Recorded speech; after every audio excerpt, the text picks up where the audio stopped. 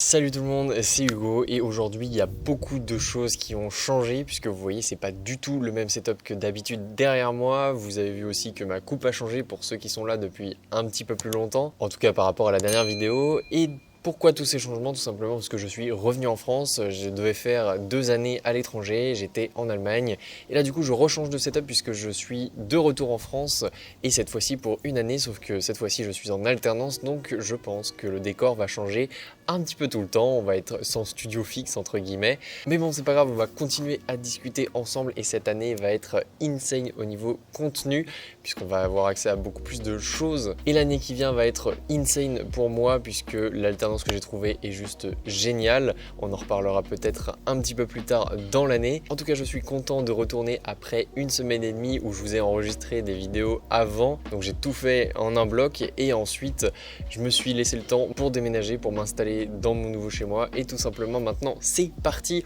on reprend les vidéos et je suis super content de vous parler. Donc aujourd'hui on va parler de Windows 11, on en a déjà parlé sur la chaîne mais on va parler plus spécifiquement de si votre appareil est compatible avec la nouvelle mise à jour de Microsoft Windows 11.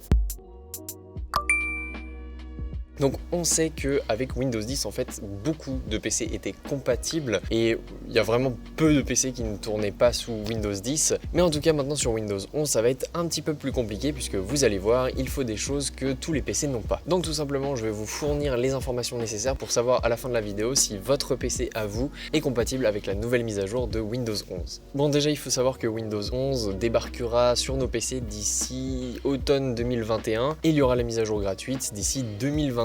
Et les PC qui seront trop vieux pour passer sous Windows 11 et tout simplement resteront sous Windows 10 jusqu'en 2025, la date où la mise en circulation de Windows 10 s'arrêtera. Bon, on a dit que beaucoup de PC à être mis de côté en tout cas par rapport à Windows 11, on va regarder un petit peu pourquoi. Pourtant dans la fiche technique qui permet de faire tourner Windows 11 c'est assez léger, tous les PC ont la configuration à peu près nécessaire pour faire tourner plus ou moins Windows 11, mais tout simplement il y a une chose que tous les PC n'ont pas, c'est tout simplement que la carte mère de l'ordinateur doit embarquer un TPM 2.0. C'est un module de plateforme sécurisé en français, donc en anglais c'est Trust Platform Module, et c'est une puce intégrée à la carte mère qui stocke des informations chiffrées pouvant servir pour les phases d'authentification par exemple, donc les informations sécurisées. Et ça, tous les PC n'en ont pas forcément, et c'est pour ça que je vais vous fournir des liens dans la description. Attendez avant d'y aller, je vais vous expliquer ce que c'est pour vérifier les compatibilités avec les processeurs que vous avez et les PC qui sont compatibles. Bon, en tout cas, en ce moment, c'est les bêtas de Windows 11, donc ce n'est pas la version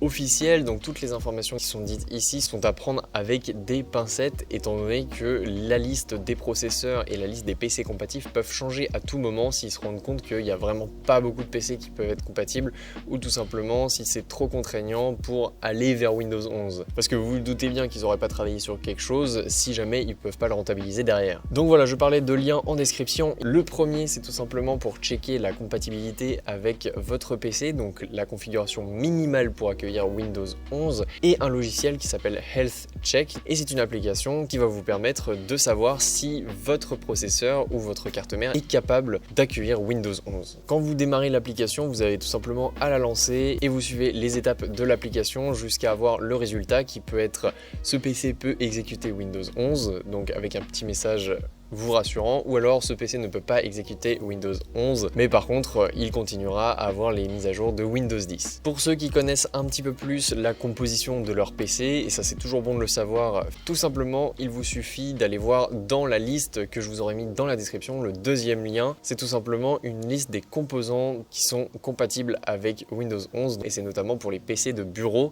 puisque généralement les PC de bureau n'ont pas la puce dont je vous parlais tout à l'heure, donc forcément il faut checker. Je vous mettrai aussi en description un lien qui vous permettra d'aller checker sur un site internet qui s'appelle commentsamarche.net, tout simplement la procédure si jamais vous voulez checker si vous avez un TPM, donc le module de sécurité dont je vous ai parlé au début de la vidéo, et tout simplement ils expliquent en détail comment vérifier ça, et c'est pas forcément très dur, même si on s'y connaît pas vraiment en technologie, vous pouvez y aller, tout est illustré, toutes les étapes sont décrites, donc vous pouvez aller le faire sans souci. En attendant, moi je vais aller checker si mon ordinateur est compatible avec Windows 11. Dites-moi dans les commentaires si vous voulez installer Windows 11. Nous on se retrouve dans une prochaine vidéo et je vous attendrai sur les réseaux sociaux. N'hésitez pas à vous abonner, à activer la cloche et toutes les notifications. Salut tout le monde!